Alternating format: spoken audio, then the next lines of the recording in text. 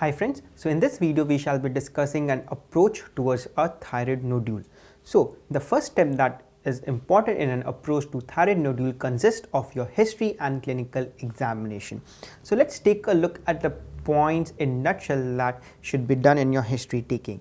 The onset, progression of the swelling, whether there are compression of any neck structures, the features of hyper or hypothyroidism.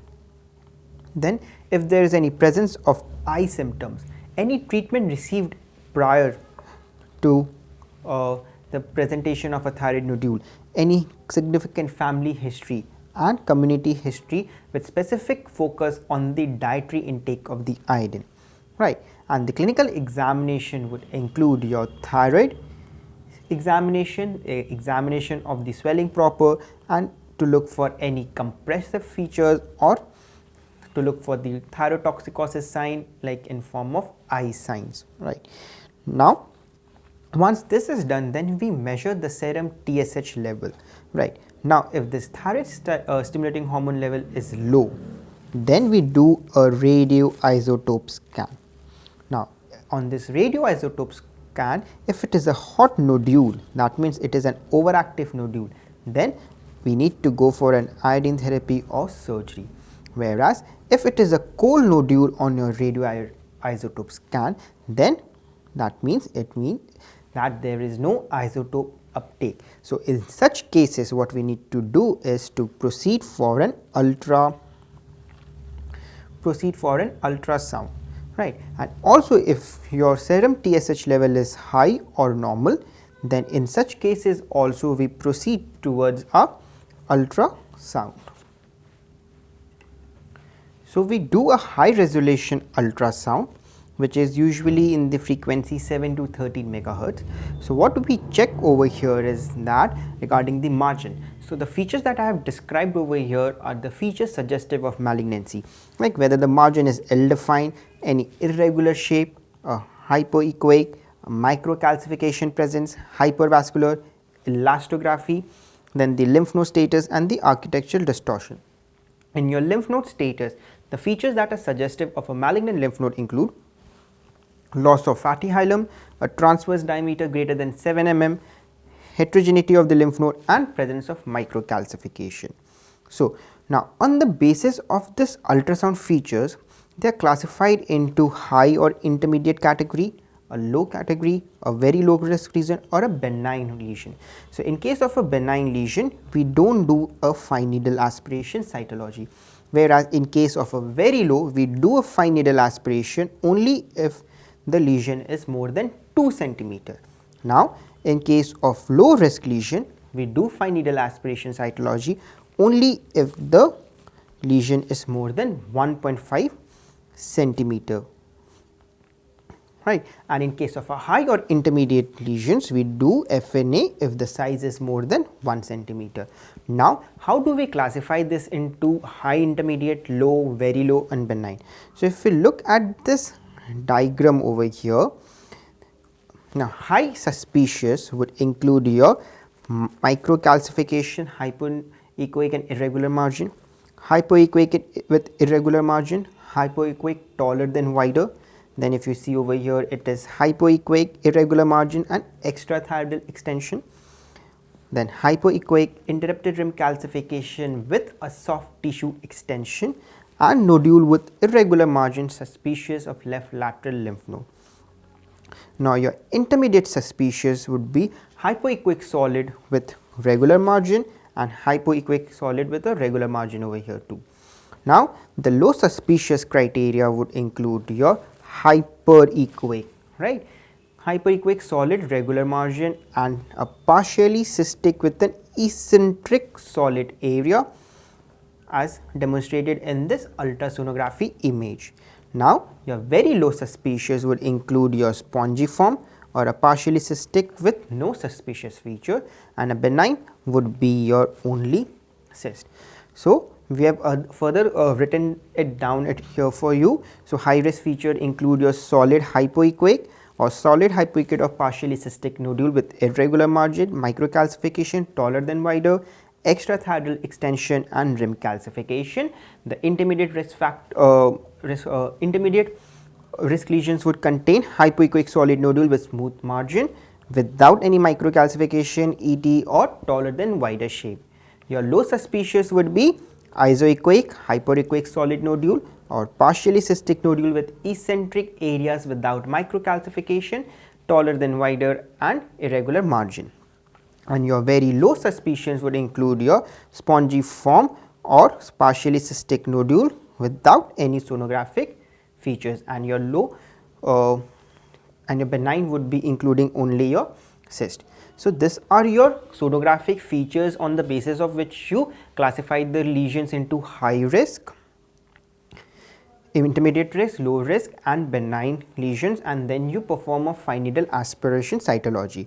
Now, for this cytology we have this Thigh classification which is given in your standard textbook of Bailey and Love. So, Thigh 1 is your non-diagnostic, Thigh 1C is non-diagnostic cystic, Thigh 2 is your non-neoplastic, Thigh 3 is follicular, Thigh 4 is suspicious of malignancy and Thigh 5 is malignant.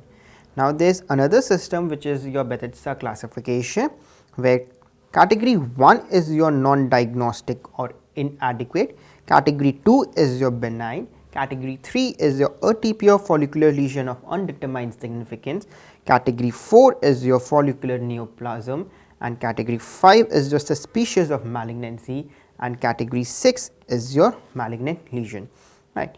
And we have this images over here for you guys.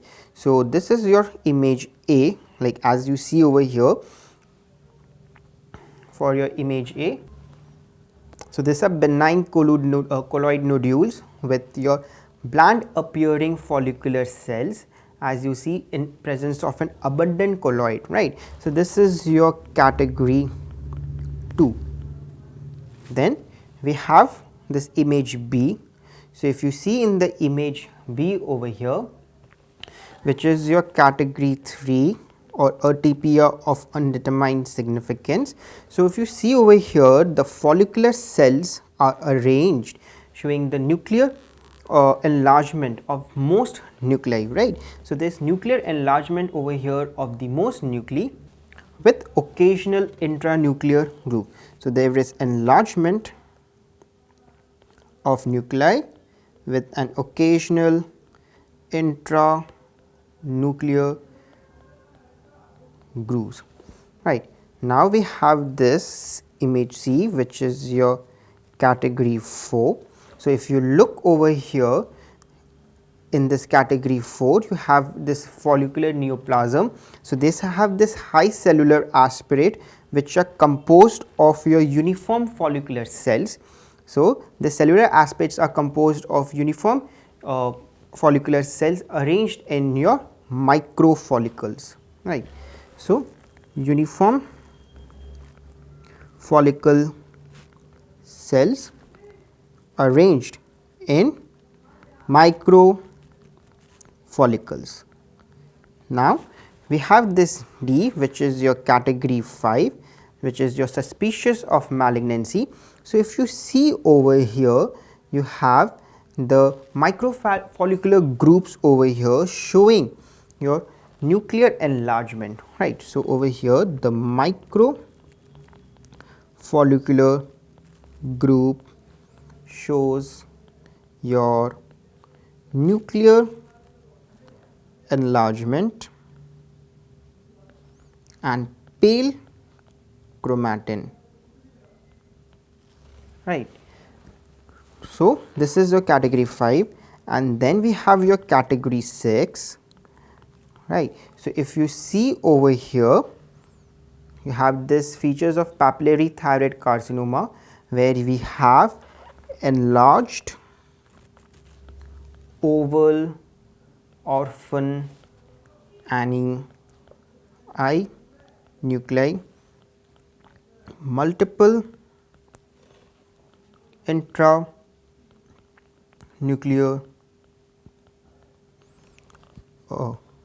pseudo inclusions, right. So, this is your category 6.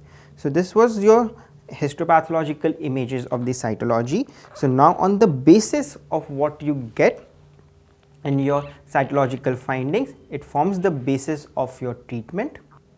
So if we see the treatment part, now if it is a non-diagnostic, then what we do is repeat your FNAC, right.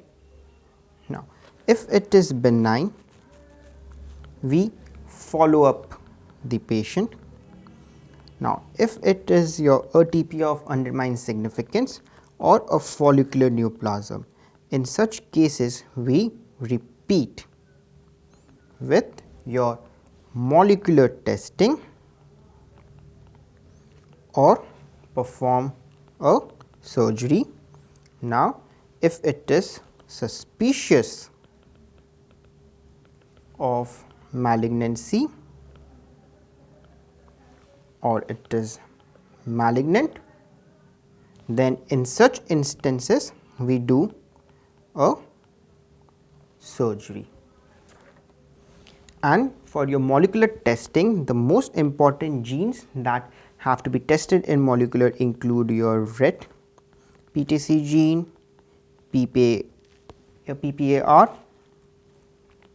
Y and PAX8 gene, then you have your BRAF gene and you have your RAS gene. So why is it important?